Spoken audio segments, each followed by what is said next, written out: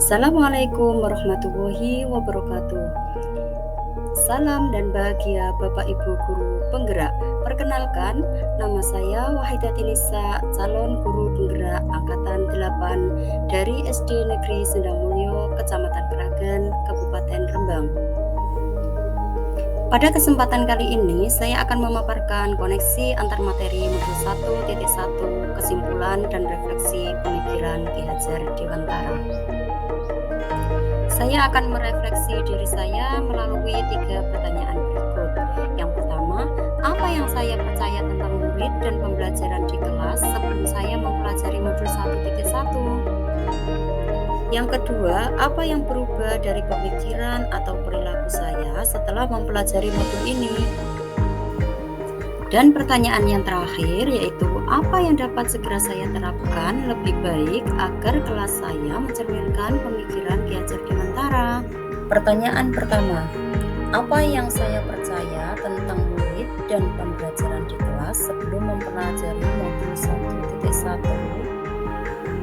Sebelum mempelajari modul 1.1, saya percaya bahwa pembelajaran hanya sebatas transfer materi pelajaran dari guru kepada anak. Saya juga percaya gurulah yang harus mendominasi pembelajaran atau teacher center, di mana guru aktif menyampaikan materi tanpa memberikan kesempatan kepada anak untuk menemukan konsep dari materi yang sedang mereka pelajari. Pembelajaran yang saya lakukan selama ini hanya terfokus pada ketercapaian materi dan KKM, atau mengutamakan aspek kognitif dibandingkan dengan aspek lainnya. Saya memandang semua anak memiliki kemampuan dan karakteristik yang sama. Saya juga percaya bahwa dengan memberikan hukuman kepada anak akan menjadikan mereka lebih patuh. Selain itu, selama ini saya juga beranggapan jika kegiatan belajar harus dilakukan di dalam kelas. Pertanyaan kedua, apa yang berubah dari pemikiran atau perilaku saya setelah mempelajari modul ini? Setelah mempelajari modul 1.1, saya merubah pemikiran dan perilaku saya. Yang pertama, saya merubah pemikiran saya bahwa guru bukan merupakan satu-satunya sumber belajar. Apapun yang ada di sekitar kita bisa kita gunakan sebagai sumber belajar.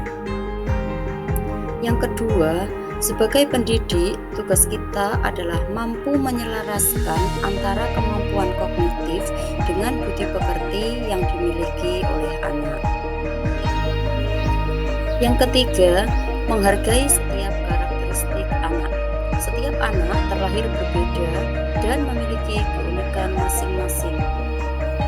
Selain mengubah pemikiran, saya juga akan mengubah perilaku saya, antara lain dengan menciptakan pembelajaran yang menarik agar dapat meningkatkan motivasi belajar anak dengan memadukan aspek kognitif, afektif, dan psikomotorik yang ada pada diri anak.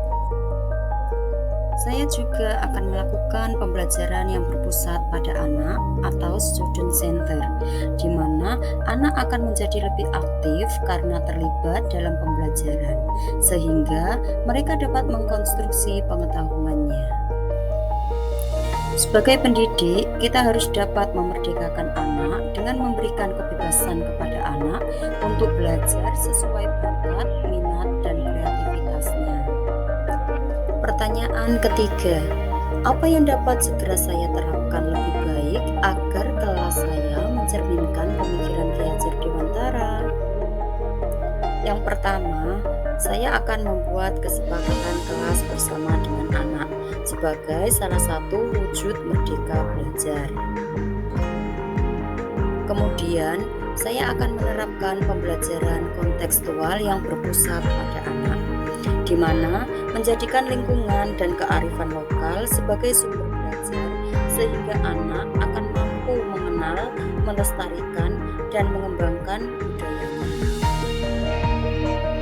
Yang ketiga, penanaman budi pekerti yang akan saya lakukan melalui pemberian contoh dan pembiasaan terhadap terhadap hal-hal yang positif sehingga dapat membentuk karakter yang baik.